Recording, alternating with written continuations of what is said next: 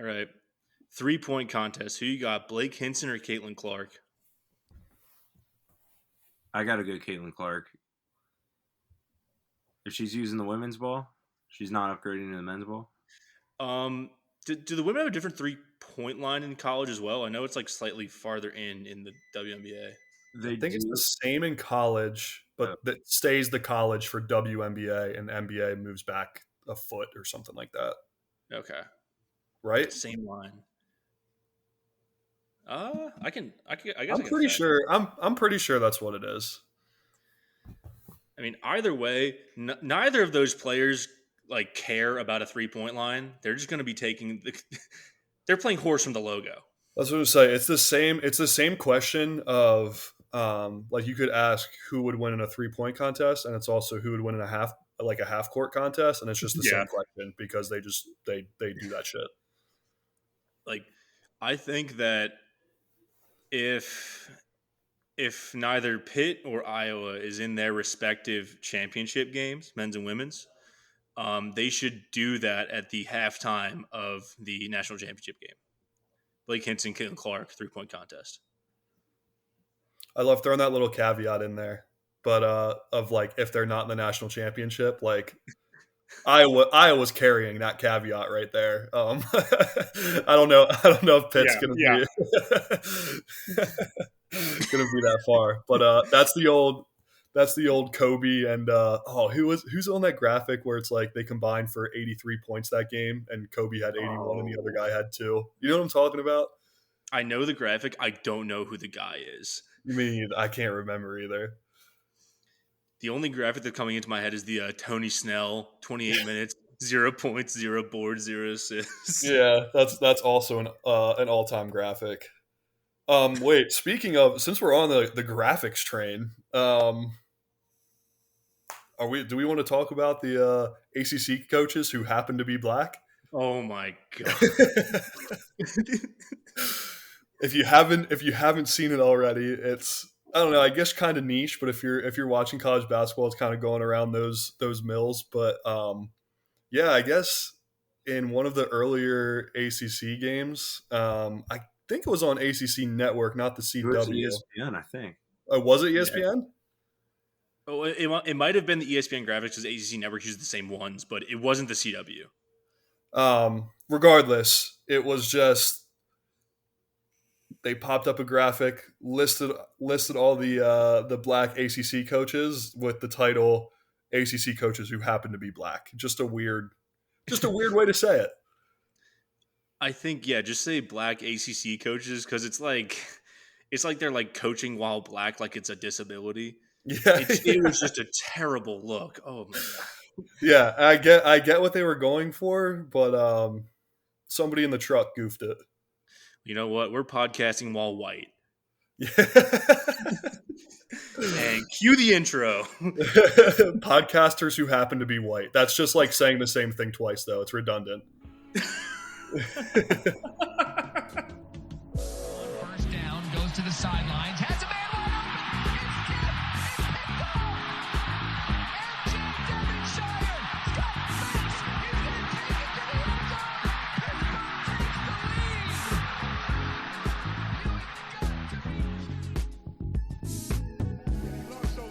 Reminds me of last year in the Garden against St. John. And guys just stepped up. Blake hits a what the hell 3. You know, we're like, what are you doing? And he's done that all year. Klicka out to Bizzario. It's over. The Pitt Panthers have upset Wisconsin. Anybody, if he hits his field goal. Up and got it. Sauls does it again.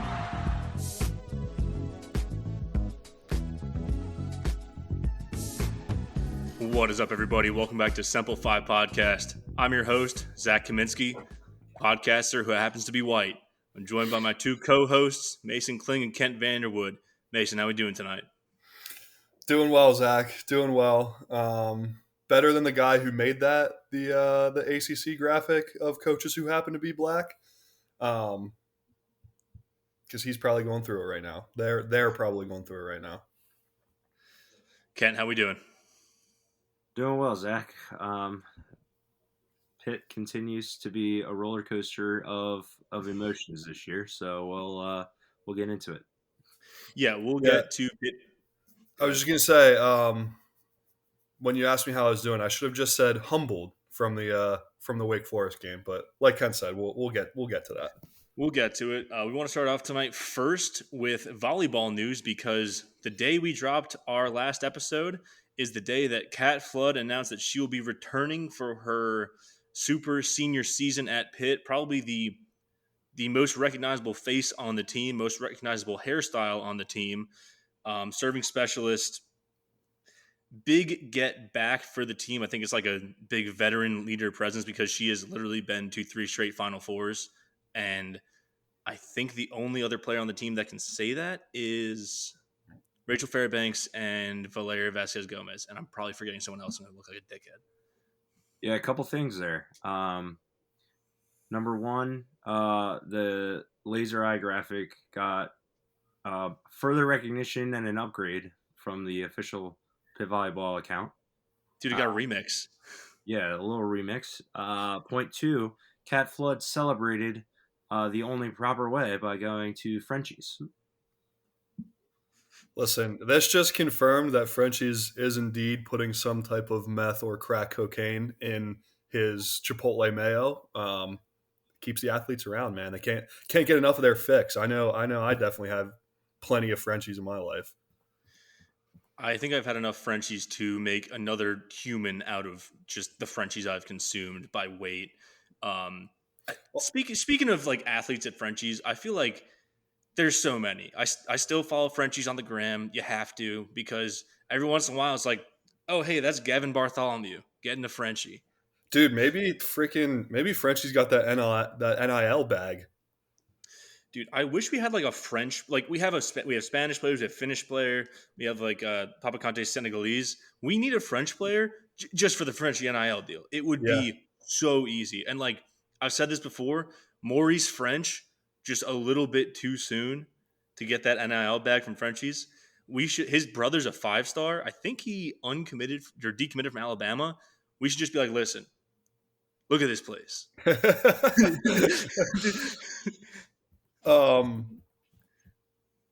Also on the Cat Flood meme, it would be really great if they just turned it into. Have you seen those things on Twitter where they're like, for every 100 likes this gets, we'll make this person's head bigger, or just like Photoshop something in the picture. There's just like every 100 like Cat Flood's laser beam eyes just get brighter. Every 100 likes, a new laser beam is added. There we go. At a certain point, there'd be so many laser beams, it would just be Cyclops' power from X-Men. Yeah. Which I think we can do that. I think, you know what? I'm going to do that. Nobody steal this idea. Simplify, patented. We made the meme, all right? Yep. Cat Flood laser eye photo from Frenchie's, from inside Frenchie's. I think we can manage that. I'll do some digging. If anyone has a photo of Cat Flood and Frenchies, hit our line. It's on the gram. It's on the gram. I don't know if I can't remember actually if that was a post or a story. So if it was a story, it's expired. You know what? See what we can do. But we need a Frenchie story highlight of all the athletes to stop in. That's what we need. It's just like the virtual version of like when people stop at like a restaurant and they put their picture up on the wall. Italians have signed pictures. Yeah. Frenchie has Instagram stories. yeah.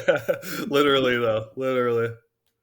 But yeah, huge diversion into burritos, but huge for Cat Flood to be back. The other news is that Juliana Dalton, the other player in the portal, transferred out to Houston. This is one that is not that surprising. She got a lot of playing time taken from her by the all-star, all-American freshman, and good for her to get more playing time. Pretty simple. I do not have a lot to analyze here. Now, let's talk some hoops, gentlemen. And first, we're not going to talk about Pitt first. We're going to talk about Duke because they want to throw you in jail for storming the court. They want to kill you. They want to have snipers in the rafters ready to shoot anyone who even touches that hardwood. And gentlemen, I'm ready to die. I'm ready to die for the American right to storm the court, not the Capitol. You either stand up for court storming or you stand up for nothing. I think one of our founding fathers once said that. Dude, what a freaking... It just has to be Duke, right? We were watching this live on Saturday, and if this would have happened anywhere else in the country, you wouldn't have heard about it. But because it's the Duke Blue Devils, and they're on their bit of a, they get on their soapbox, they get on their pedestal about these things, it's going to be news all week. Yeah, I have so many points about this. Where do I even start? Yeah, good point. Like, of course it's Duke.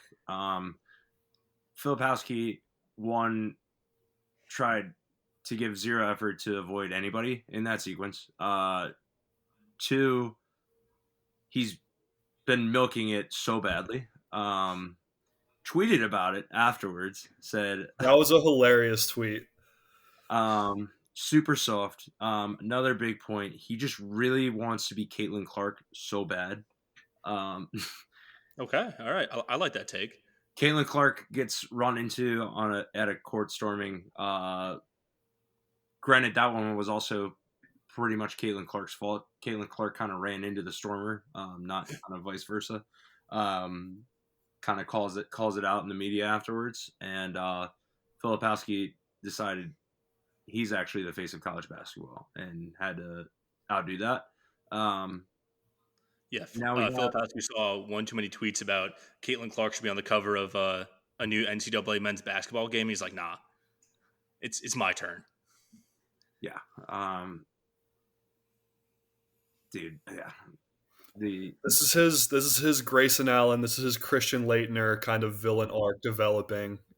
It's really crazy how time is quite literally a flat circle when it comes to Duke villains. But yeah. I think there's probably a lot of people out there that are actually siding with Filipowski, and I get the sentiment of player safety is everything.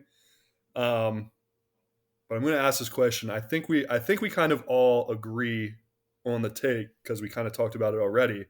But not that he deserved it, but you kind of saw him like go into somebody first. Was it? Give me the floor here. I'm a truther. I saw that vertical angle. Till the day I die, I will think that he was trying to knock that kid out and trip him. I know he's a tall guy, but that step he took was huge. I think that he tried to trip that kid, and then he just God immediately smited him down for his arrogance, for his sins, for being a Duke Blue Devil, honestly. I mean, I don't like.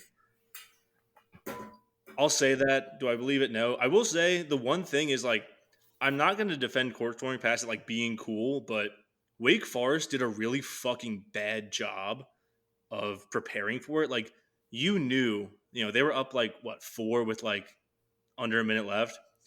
Everyone in the building and watching TV knew that court was about to be stormed, and they didn't do anything. Like, I've seen pictures of other schools where security literally will form a wall until every player from the opposing team will leave.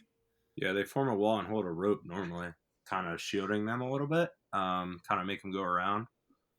Which I think there was still time on the clock when like the first couple students were on the court. Like it was that bad of a. Which I don't blame them, man. If there was nobody stopping me from running on the court at the Pete, I probably we just had a huge upset. Of course, you're gonna be hyped to get out there. Yep. Lost my train of thought here. Sorry. The other question I have is where's the Kyle Filipowski MRI? The claim is a sprained ankle. I'm going to need to see some type of medical proof of this because, like Kent said, I think that he definitely ran into the guy. But the way they were helping him off, you would have thought, he got shot. Yeah. Not a little ankle tweak. But you knew as soon as that happened, they were just going to milk it, just make it, blow it out of proportion. It's now, they've gotten what they wanted. Obviously, Duke is a fan of banning court storming because they never have to storm the court because they're always top 10. And they're always going to get stormed if they lose. Yeah, they're tired of getting stormed. But Yeah, they have the Cameron Indoor, Cameron Crazies, where their fans are quite literally like on top of you while you're playing. Like they're never going to storm a court, but they're still like They're dicks. yeah. yeah, and fans have been storming the court for years, dude. Like you cannot ban it. Some of the reactions this week are just absolutely absurd. Jay Billis going on live TV and saying they don't need to ban it. They need to just not let anybody leave and arrest every single one of them and cite them. Did you hear that? Yeah.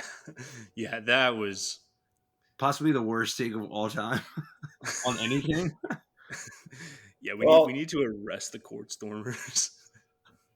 It's like they're going to set up like college basketball sting operations where they're going to get a 2 seed to lose on purpose so that they can so that the court stormed and everybody's arrested. The players are just going to be wearing wires.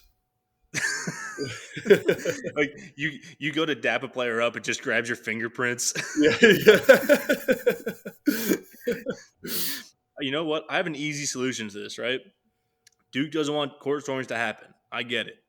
Just lose at the Peterson Event Center. You're not going to get the court storm. I feel like everyone has these takes, arrest everybody, ban it, make the fine $1 million. Just lose at the Pete. Just get it over with. I have a couple points off that, actually. One, if you don't want people to storm the court against you, just don't lose. Easy solution there. Actually, I'll say 3 points here because I was a little surprised. I get Duke's number 8 team. They hadn't lost to Wake Forest in a number of years. Wake Forest is favored in this game. I'm not a huge fan of storming the court when you're the favorite team in any matchup. Just a little side note there. Agreed. No, 100%. I get it. It's the number in front that you're worried about, not the number behind with the line. But yeah, if you're Florida State, you're expected to win that game. Like they've been playing incredible basketball. Florida State? Wake Forest, Jesus Christ. Any ACC team, if you're expected to beat Duke, well, you do. I wouldn't. It's less about the line. It's just like it's Duke. Like you're always gonna rush the field if you beat Alabama.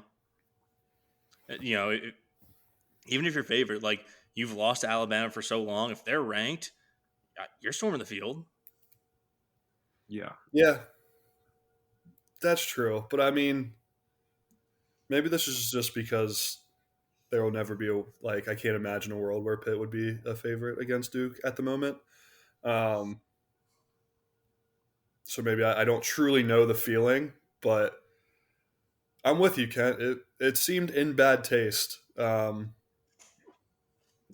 I totally disagree. I don't think the gambling line should factor into court storm. Well, wait, let me say this. If you're favored in the game, that just goes back to what we said earlier too. If you're favored in the game, you should probably have some pretty good security there for when that win does happen. If you're going to storm the court like that, this shouldn't happen. I don't care that it did, but that's a tough look on Wake Forest part as well. Yeah, anytime like a rival or like someone, Ken, I think you said this, like they hadn't beat Duke in a long time. This is their best shot to. You have to know that something's brewing, and like I think going back, I think it was UConn or Creighton when they beat UConn. They had the rope, they had all the security guards, and they knew, okay, number one, UConn's coming to town. We just need to have all these guys here just in case. Yeah. Also, fuck Wake Forest. The cameras on AC Network look so shitty every time you watch a game there. I just want to get that out there while we're on the top. Fair enough. I have a trivia question for y'all, actually. 2010, as somebody who hates Duke, always has growing up watching Maryland basketball in the ACC. 2010, Maryland beats Duke on senior night, Grievous Vasquez's senior night. He hits a shot with 37 seconds left and then blocks a Duke player to seal the victory with 30 seconds left. Maryland storms the court. Maryland is now that tied the top of the ACC with Duke. Who was that player that got blocked? 2010 Duke.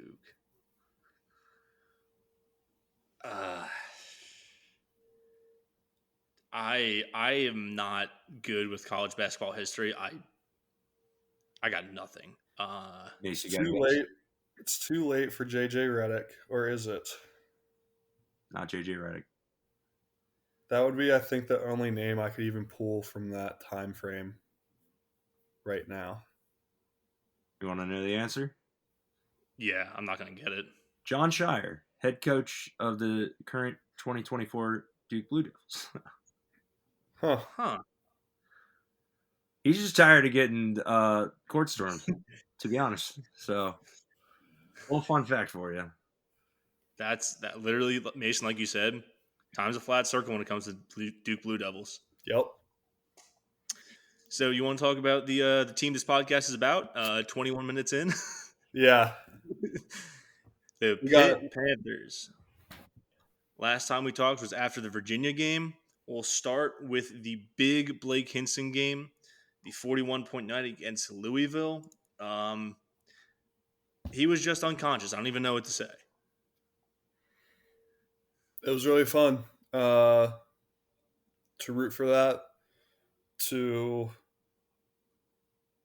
see Blake Hinson in his purest form, shooting from everywhere and anywhere, and then going and getting a couple buckets inside too.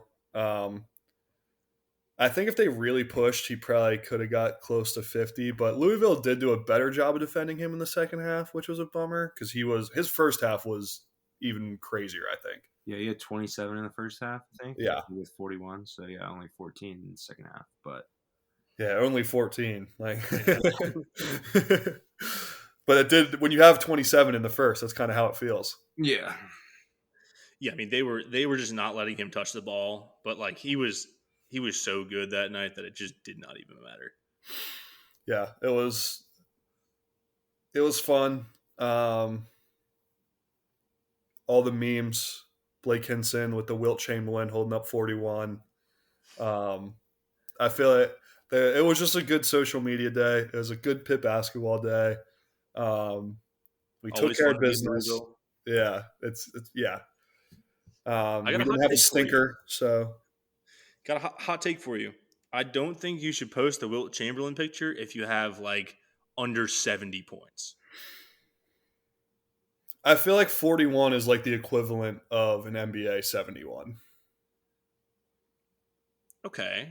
All right. Like but might be a stretch. 50. It's like, yeah, 50 might be the threshold, but it's just I don't think anybody's ever gonna put up. You see like the D3 players or like low level D1 guys every once in a while that'll put up like 70 points. Like Dior Johnson.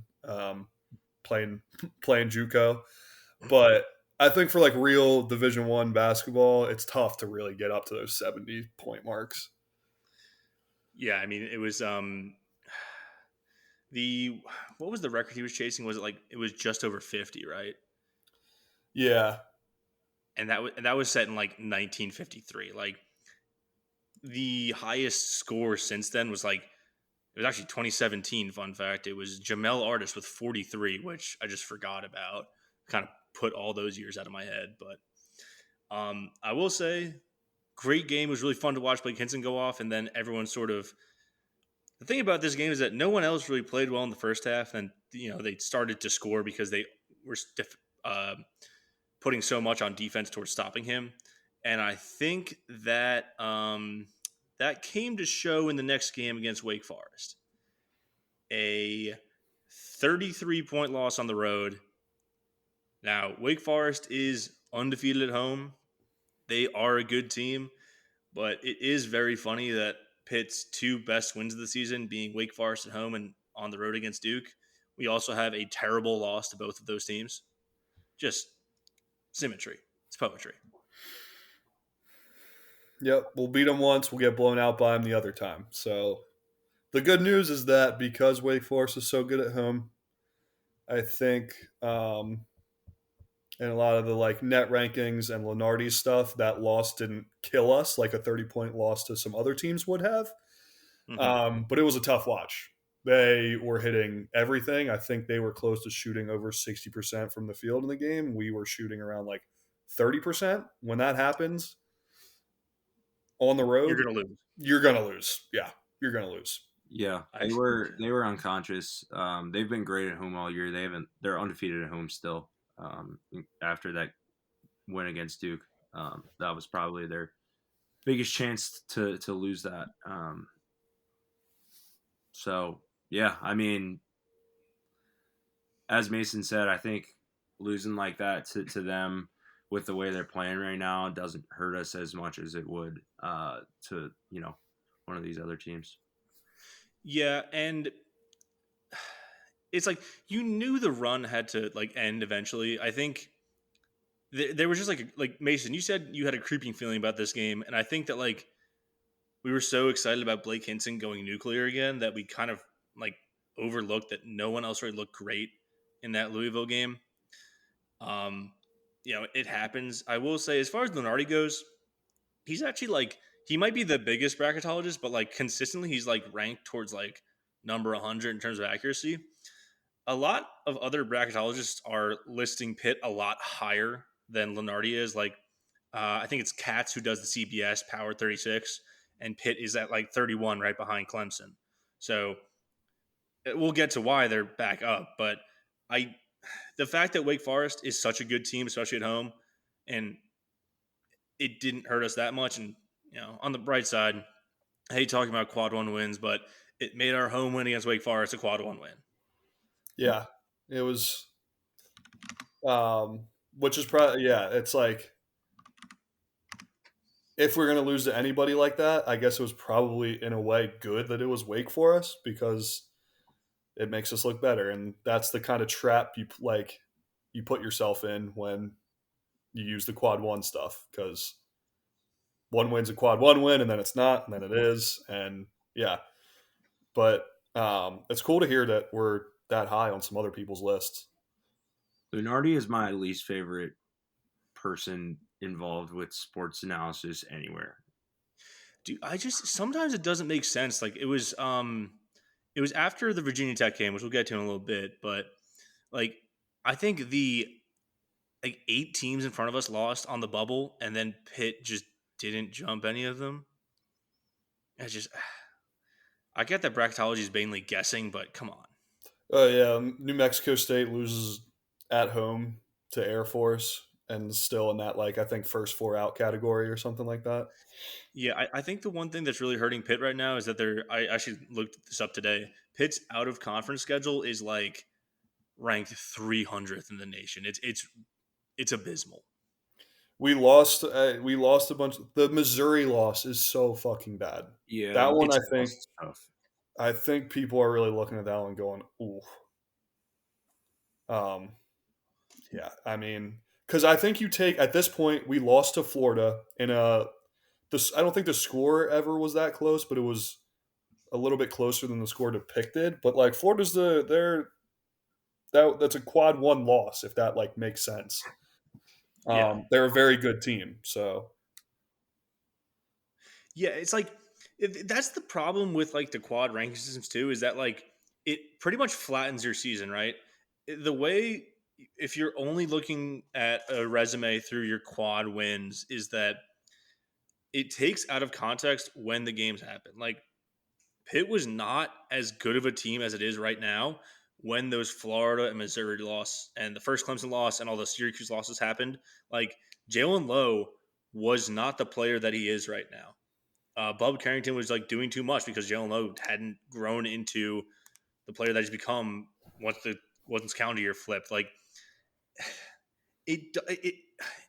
only way I can put it is that it doesn't account for a team's momentum or growth. It's just they went 3-5 against good teams. It's it doesn't tell the whole story. Yeah. Statistics are a lot like bikinis. They show you a lot, but they don't show you everything. Quote from Robert Griffin III. That was Sun Tzu, baby. All right.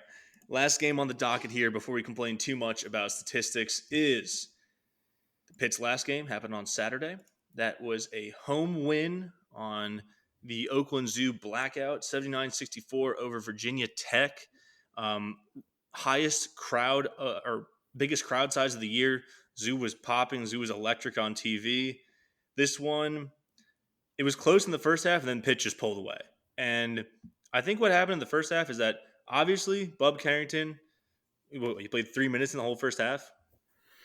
Yeah, he got into some foul trouble pretty early. The shots were not landing. It just seemed like things weren't going Pitt's way. And then all of a sudden, they just kind of woke up and pulled away. And, as bad as the Wake Forest loss was, as soon as you play a team that's below you, we took care of business.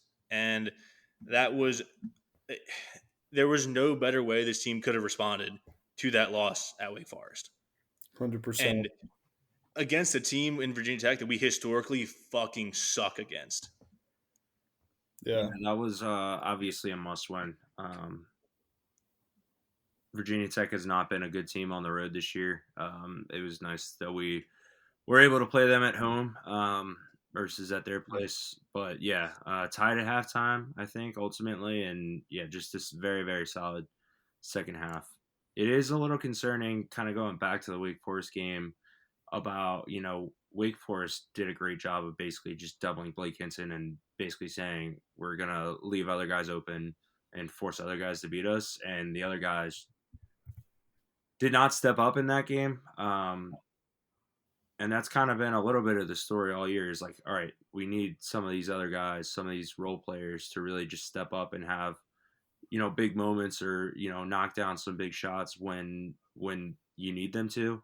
And in this game, we got definitely some more of that than we did against Wake. We got a lot, man. Ish had 13 off the bench. Guillermo had 8. He had a pretty big 3 and a really nice driving layup.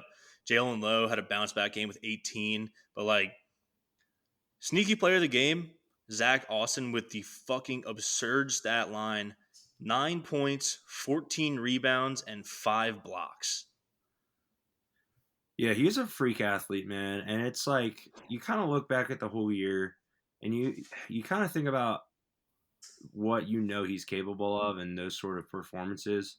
And it's like, he 9 points, not like necessarily blowing out the box score in terms of the points, but some of the other stuff that just makes him unique in terms of his defense, his ability to just make plays at the rim, whether it's offensively or defensively. And yeah, just defend well. And I don't know. I feel like he hasn't necessarily, I don't know if it's an effort issue in some of these other games. He just kind of disappears for a while. And it's like, if that Zack Austin would show up every game, that's like a huge boost to the entire team. So it's like 3 out of the five blocks is what he finished with. 5, 3 out of the 5 were also just incredibly disrespectful blocks. Absurdly so. Which you can't really measure that with statistics. I think it is kind of like a little bit demoralizing to the other team. So it's almost like he put on I don't know, it felt like nobody from Virginia Tech wanted to drive to the rim because if Zack Austin was backside for the help, that shit was getting put in the third row. You've seen it in flashes, like you said, Kent, earlier this year, but this was the first time where he was all over the court, all over the box score, not necessarily with points, but his impact. This is the first game where I really, except for maybe early in the season, he had a couple more points. This is probably the second game of the year where we really feel that Zack Austin effect. I think that defensively, I don't know what it is. Maybe he just needed to take some time to transfer, because he started at I believe it was High Point. Maybe he had an adjustment period between the levels of play. But I think offensively, the sets we kind of run for Fede with the lobs and the down low stuff. Why don't we just run that with Zack Austin? He is just a better athlete than Fede. You can throw it to the same spot that you would for Fede. He's 4 inches shorter. Throw it to the same spot. He'll go up and get it, and he'll catch it, and not throw it off his own knee. into the third row. Yeah. Yeah, no, I would like to see him. Like, I hope that's just like a confidence booster game, and I hope we kind of get some more effort like that from him and some more stat lines like that from him in some of these last 4 games here. Especially like rebounding. It's like, bro, like we don't have a strong center in there. You get Will Jeffress off the bench sometimes to come in and just kind of be that rebounding spark. But if Zack Austin just made an effort to really be a force on the boards, like even that is just like a huge help, even if his threes aren't knocking down. Like, I also think that like they just got to tell him, like, I think he just has to work more inside. Like, I know he can hit the three. Like, granted, he went like 1 for 2, and I'm gonna look up his season stats, but like he just needs to be working down low more. Like, he had some really nice buckets down in the paint. Like, yeah, he's a 40% 3-point shooter. Actually, fucking better than I thought it was. But I don't know. Maybe he gets more playing time now that like we don't have Jorge. Like, he just needs to play more minutes. I don't know. I don't know, man. But yeah, I do like the thought. Yeah, it's like get some more buckets inside, especially, you know, a lot of our losses this year. It's kind of been like live by the 3, die by the 3, and we die by the 3 so much. And it's like partly because we don't really have guys that necessarily try and score strongly inside. And he's a prime example of somebody who's capable of doing that, and I would like to see more of that out of him.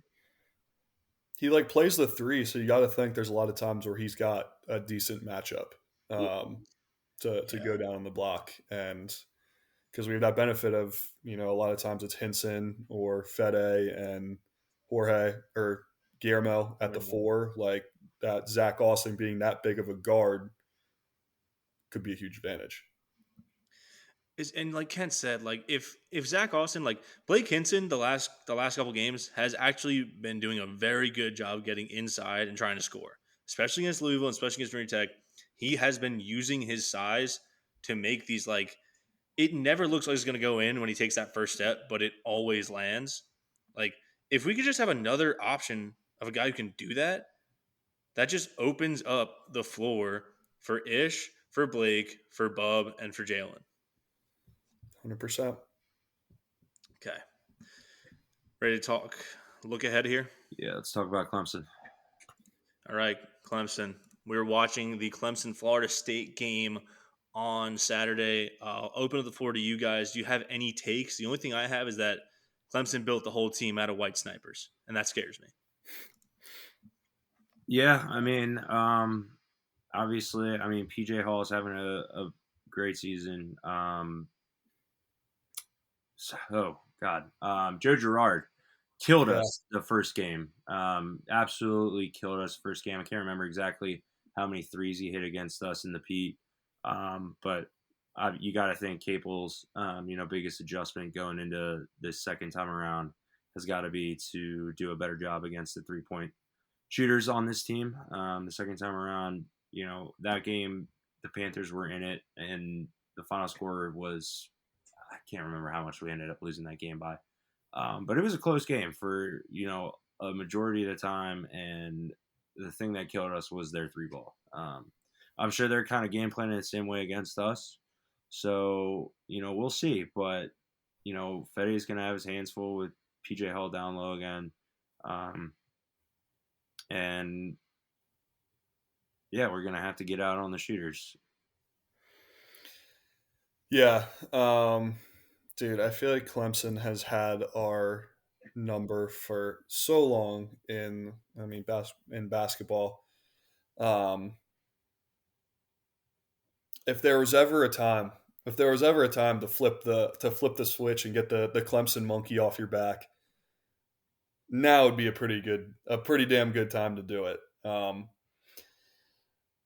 Especially because I think we're playing for a lot more than they are. They're kind of they know they'll be in at this point thanks to their non-con games.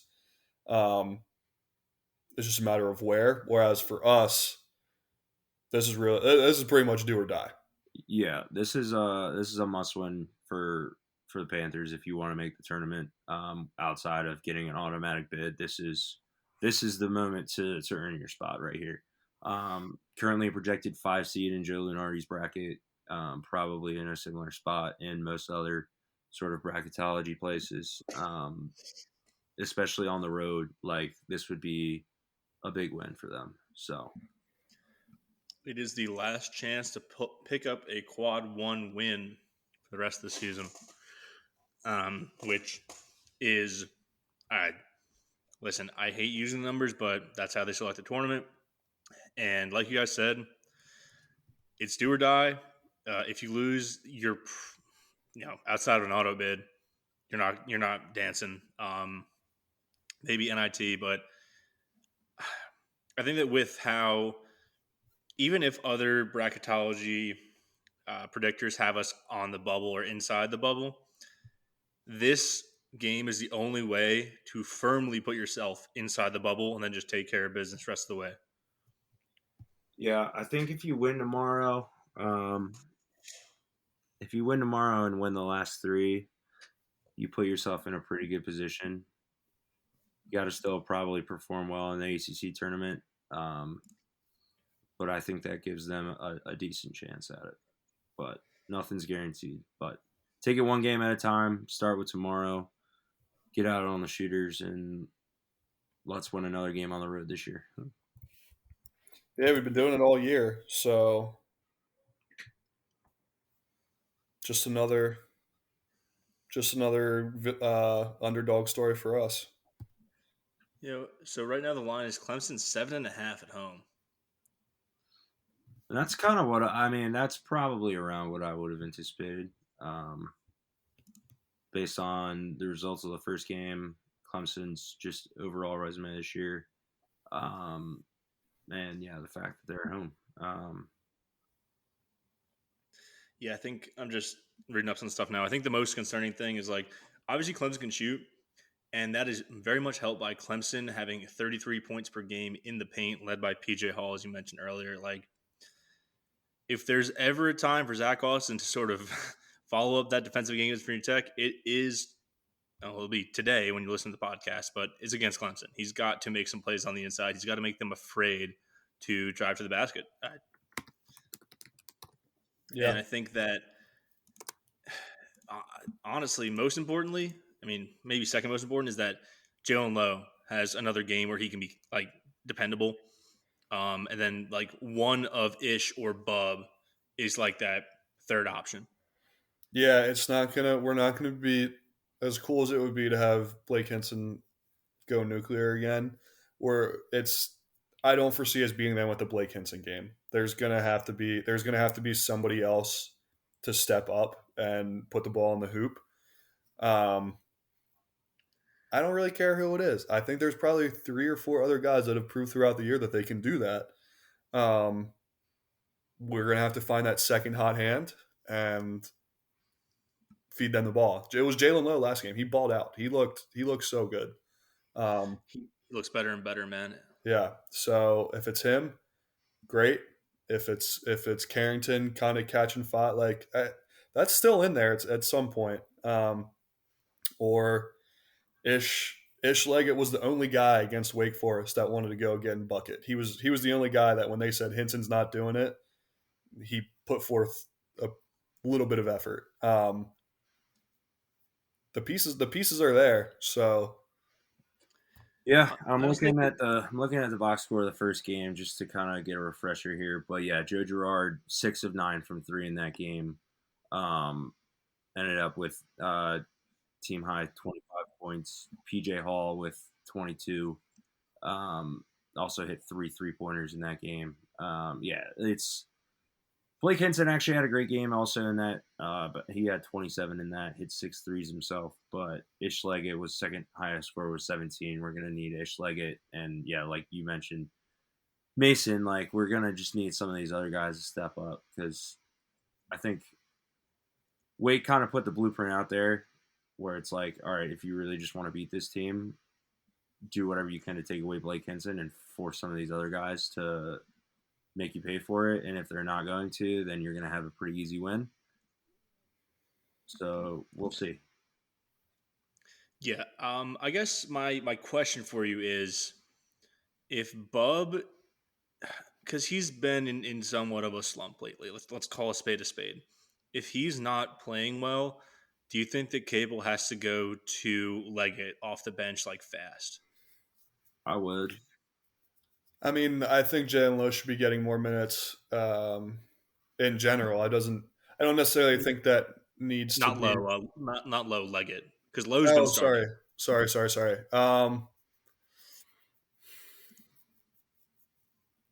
Yeah, yeah. I think the whole reason Bub was so good at facilitating was because of kind of the respect for that mid range, and if that's not going for him, that facilitating doesn't look quite as good.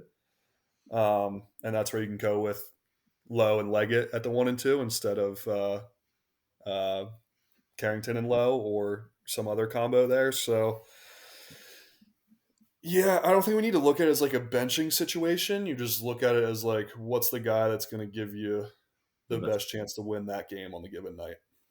Yeah, I'm not saying a benching. It's just like sort of like I think, given that he's been just struggling to put the ball in the hoop, you know it's a do or die game. You have to be quick with the handle, and it might sound a little like rude or mean, but it's that point of the season. If we don't win this game, you have to win a lot more games to get into that tournament. Yeah, you gotta find the hot hand. I mean, especially too, like Carrington, still a freshman, Leggett, older guy, been there. And he had a good game against them the first time. Like, I don't mind the short leash on Carrington at all. I still think Carrington, I would love for him to just hit his first bucket or two, get some confidence back. I think his biggest thing right now is just he's in his head. So, yeah, I think if he could start a game hot, I think he could get that confidence back and just have a great game. And that's what I hope for. But if he is struggling to begin the game, you got to put Ish in pretty quickly, I think. Okay. So we're not going to have another podcast until after the regular season. I'm going to be on vacation, but out of the remaining 3 games after Clemson, because Clemson is the biggest game, you can't avoid it. At Boston College, home against Florida State, home against NC State. What's the game that scares you the most? NC State's been the best team out of those 3 all year. That's probably number 1. Second behind that would be Florida State probably, and then Boston College. But I agree with you with NC State. They have that center shaped like Frank the Tank who just ate up Fede and Jorge. Like if you put Jorge on him, he's just gonna eat. It's a size thing.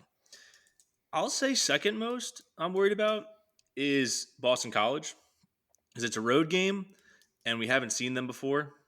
I mean, I know they're not as good as the other 2, but I'm just worried about a road game because like I'm more confident home against Florida State than just on the road in general. But I don't know, we played good on the road, so yeah, that's knows? fair. Any other? Yeah, I mean the Boston College one feels the most like a trap game out of all of them, if that makes sense. Like, yeah, if we would win tomorrow, I would be worried about Boston College just being trapped.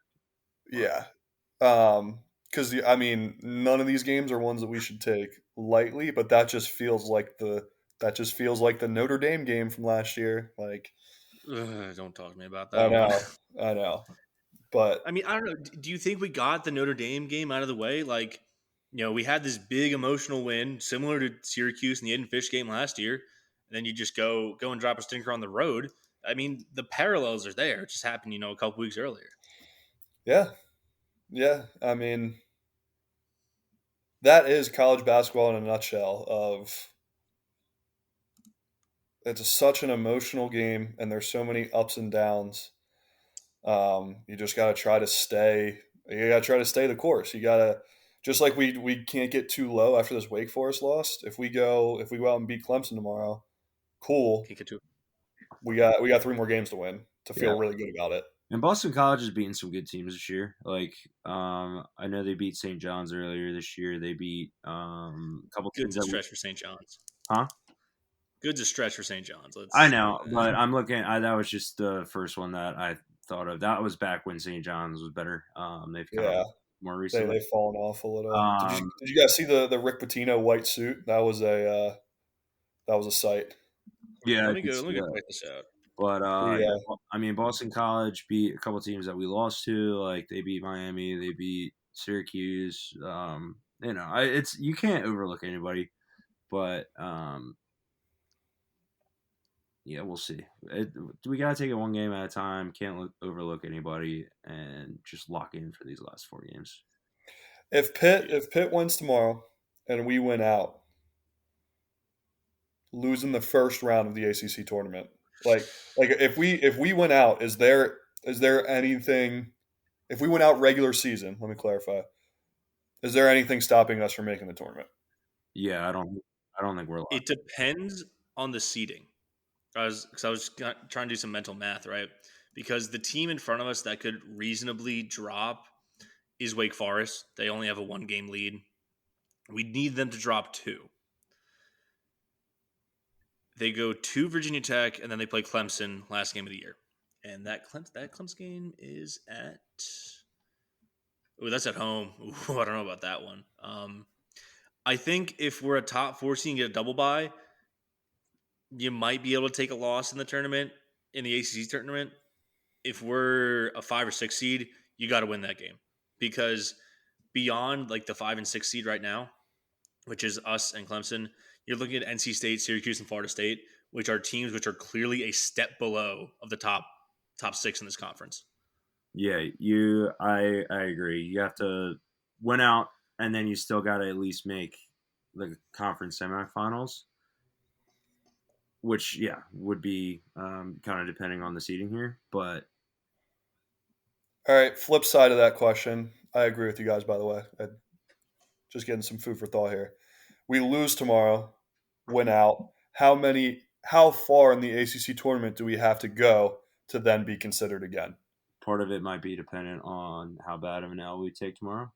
But I think you got to at least make the ACC championship to have any chance at that point, and maybe even win it. I don't know. You might need the auto bid, to be honest.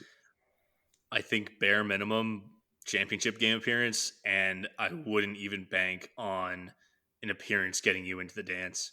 It depends on, I guess, and this is, we're going crazy hypotheticals right now. It depends on who you play in the semis, how bad you beat them. I wouldn't, like we've kind of been emphasizing this whole episode, gotta just take care of business at Clemson. I think that the path becomes so narrow there that it's just, I don't even know if it's worth like crafting theories on like, well, if this happens and like all the bubble teams lose and I mean, I don't have the numbers, but if you had the percentage to make the tournament, like with a win and a loss tomorrow, you're looking at 2 very different figures there. So yeah, that's why you love college basketball, though, man. Like big games like this. That's what the sport's about. So, well, that's a lot of basketball talk, and now I'm very nervous for tomorrow's game. I can't wait to sweat it out. What time is that game? Is it another 9:00 game? I'll kill myself if it is. It's 7. Okay, that's doable. The 9:00 games, the fucking commissioner of the ACC will not see heaven for that shit. However, anything else on basketball before we go into some other big news? Nope. NCAA 25. Huge. It's huge. It's huge. It's back. We did it. Not only is it back, but Pitt confirmed will be in the game, because I know that was a point of contention as kind of rumors about the game coming out were being had. It wasn't 100% sure that Pitt was going to be in it. So we got that confirmation. I will indeed be playing football with the Panthers. Yeah, dynasty incoming. I believe all 134 teams have been confirmed in FBS. Yep. They said that FCS might have to come later, which I'm disappointed in. I wanted to start my grind at the lower levels, be recognized, and then take over Pitt as a up-and-coming coach. I do got to feel bad for Delaware, though, who is joining the FBS in 2025 and did not have a confirmation post. The Blue Hens are not loved by EA Sports. Damn, Joe Flacco's crying. Former Pittsburgh. Yeah, legend. dude, that just means he'll have to play with Pitt in the game. Damn. Oh, damn. Do you think they'll have the Dinocat throwbacks, or I guess maybe it's a licensing thing with whoever makes the jerseys, right? Yeah, I don't know how that works, but you can definitely go and get some, regardless of what it is, there are probably going to be some pretty wonky uniform mashups that you can go and find. There'll be mods. Yeah. Dude, I can't wait. The post Pitt's in the game so easy with the EA logo. I might have to buy a $500 NCAA machine, which I'm not looking forward to. But Yeah, everybody's gonna be buying the new consoles here in the next few months for one game.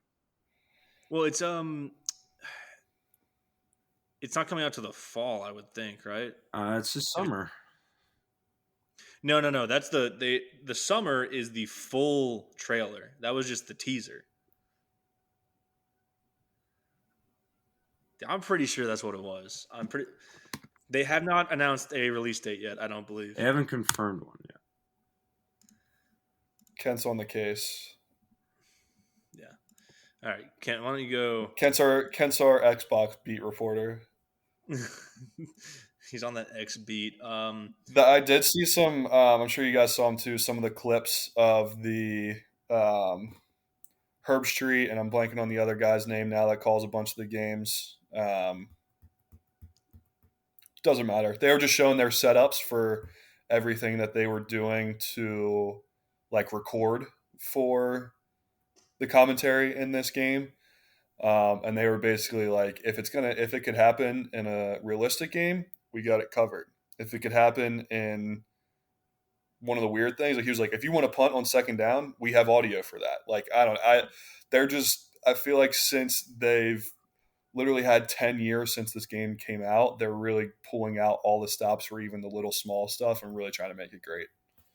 Dude, I really hope so, man. Like, everyone's been waiting and asking for this for a decade.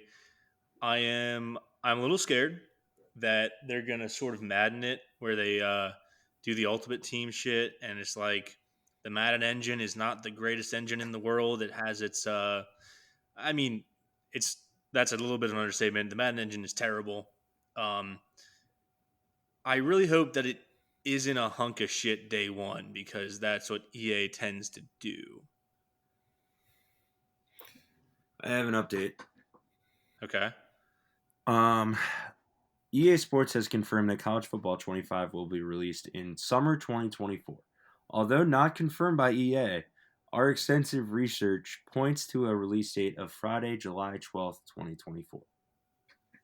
That's such a random date to drop it. Like, they want to get it out should, before the season starts. But like, drop it in August when everyone's like getting super hyped for the season. I mean, people in July are going to be. That's just going to get people hype early. That's fair. Can't argue with that one. It's the dog days of summer. You only got baseball at that point. Fire up that Xbox, baby. Let's get some college football on the TV. Oh, dude, fuck. You're gonna make me call fucking halfback arrow, baby. Oh no, sorry. You're gonna make me call Texas. I'm gonna get Rock the Panther to win the mascot game. Mascot mashup. Yeah. I love playing with the Stanford Cardinal on there, baby. I was gonna say it's like Stanford versus like Rock. Yeah, but here's the thing. That's now an ACC mascot. I want to have the Stanford Cardinal, the fucking tree, throw it to Rock in the end zone. Oh, it'd be kind of cool if you could do like the ACC versus like SEC mascots.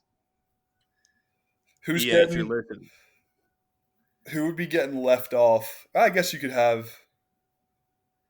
How many teams are in the ACC now with Cal and Stanford? 14? 17, 18 if you count Notre Dame. So there's like, unless we're going people playing both sides of the ball. There's going to be a couple mascots that are left off. So maybe we'll have to do our rankings of mascots this offseason to see who makes the ACC squad. I have one that I think we can cut off right away. The Georgia Tech Yellow Jacket. I don't want a bug playing for my team. I'm sorry. Zach is hashtag anti-bug. Okay. I'm anti-bug. I've been playing Helldivers too. I think the first one off my list will be the Notre Dame Fighting Irish because that's just a guy. That's not a mascot. That's just and a they're guy. not a real ACC school. Exactly. Okay, you know what? No Irish need apply. I see.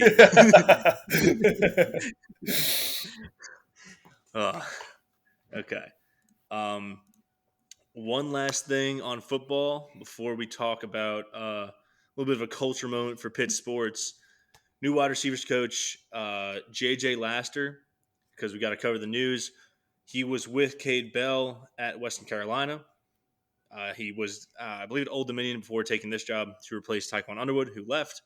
All I'm going to say is it better fucking work because there's a lot of coaches that are not proven, and I'm getting really scared. But he inherits a very good room, so it's like kind of hard to fuck up. Are you forgetting that their mantra is play fast, score faster? What do you have to worry about? Just chill out. Listen, I have that like taped over my bed on my fucking 20-foot ceiling. Every day I wake up, I just go play fast, score faster. And then with a mantra like that, bringing those guys on from WCU. From where Bell came from. I don't hate it. Yeah, I mean, as far as coaching goes, I don't hate it. Like, you have to be anyone who gets to even the Division I level, whether that's FCS or FBS, is a fucking ball coach. I'm a little bit worried about recruiting, but that is a problem for, May. We'll see where that takes us. Last thing on the show, Drake in the fucking Pitt jersey. Let's go. Showing out for the Berg. We actually had someone respond. I was like, because he's wearing a number 60 jersey of a very, very old, like it was the Dinocat, the crazy ass like letters. It was a O Lyman's jersey from the late 90s, which that's fucking tough. Yeah, I mean, I love the respect. I love the respect from Drizzy. Even he can't turn down the Dinocat. It's such a It's not too picture. good for him. If it's not too good for him, it's good enough for us. That's all I'm saying. Give us the royal blue and gold Dinocat. Royal Dinocat now. You gotta wonder if he sought that out or if his stylist was like, "Here, this is tough. Wear this," or like, I don't know. They probably just went to like a thrift store, right? Yeah, but like what? I mean, Drake is A-list as A-list celebrities come. Where is he? Where you're finding that in a thrift store? You know what I mean? That is a Southside Goodwill Grail right there. That's not something you're getting in a thrift store. That's one of his people going to Southside to find that basically. Did you guys ever go to what's the thrift store in Squirrel Hill on Forbes? Do you guys know that one? Is it like a Goodwill, or is it like a like one where they go and find shit and then resell it? The latter. Is it Zed's or whatever? No, I think it starts with an A. I'm gonna look this up real quick, but I got some cool shit there. I'm thinking that is the sort of place that he would have gone, because I don't think it was like I don't know if that was a Goodwill find. Like that's like those retro jerseys are more and more going to those like resell. I was gonna say that might have been an online purchase from his stylist or something. To be honest. Oh, Avalon Exchange. That's what I was thinking of. It did look kind of funny though with the fitted. You don't see many throwback jerseys with unless it's like game worn with the fitted like the fitted sleeves on it, the elastic sleeves. I think that actually might be game worn because of the patch on it. It really looks like it, because it came from a time where if you weren't wearing a game worn jersey, that shit was baggy as fuck. So Yeah. that was 2000s draft suit era. So I mean, he's got the big jeans on too. I think that was just kind of the look he was going for. yeah, But for sure. shout out to Drizzy. Do you guys want to talk about Madam Web? Come to Semple 5 for the hoops talk. Stay for the fashion talk. Sorry, yeah. Let's talk bad movies. Yeah, now the All bad right, we movies. all saw this. Worst movie of all time. Am I overreacting here? It was the worst movie I have ever seen in a movie theater, by a pretty far margin. Probably the worst movie I've ever seen in my life. Yeah, it's probably like the worst movie that ever made it to theaters with like A-list celebrities. That's a pretty fair assessment. I don't know if you care. Spoiler warning, but where do we want to start here? The thing that I keep going back to is when I realized that she was going to Peru about halfway through the movie. I think I let out an audible "oh no" in the theater. Yeah, a lot of plot holes. A lot of plot. I don't even know if plot holes is the right word because there was just kind of a lack of plot at some points. Yeah. She was also Bad acting. She was all this wanted stuff. by the police for kidnapping the girls and somehow flew to Peru. So Yeah, she can stop the JFK. Dude, I didn't even think about it at the time, Kent. Dude, the fact that like when it opened and it was like, oh, this is New York. It was like 2003, and the first thing they showed was a Blockbuster. I'm like, oh no, Yeah, oh yeah. no, they're just doing that shit. Pepsi threw a bag at him for it. Drinking the Mountain Dew Code Red and unopened Pepsi at the barbecue. The unopened Pepsi that she was like visibly just like showing the logo to the screen, like shaking the can around. Like, yeah. Don't you think I deserve a beer? This Pepsi instead?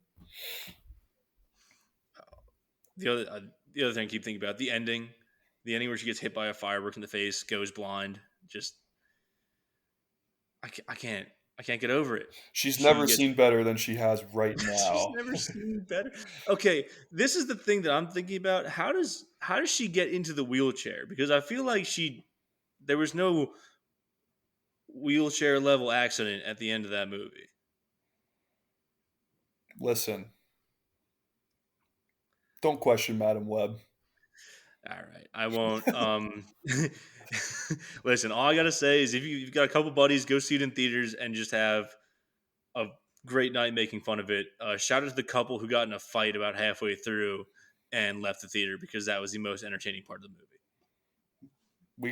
We got two shows. We got Madam Web and the fight in the movie theater. It was everything I could have asked for. And well, that'll do it for us tonight. We will see you when Pitt is in the ACC tournament. And if you like the show, follow us on Twitter, X at Simple5Pod. Follow the show on your podcast app of choice. Rate us 5 stars. With that, we'll see you next time. Hail to Pitt. Beat the Tigers.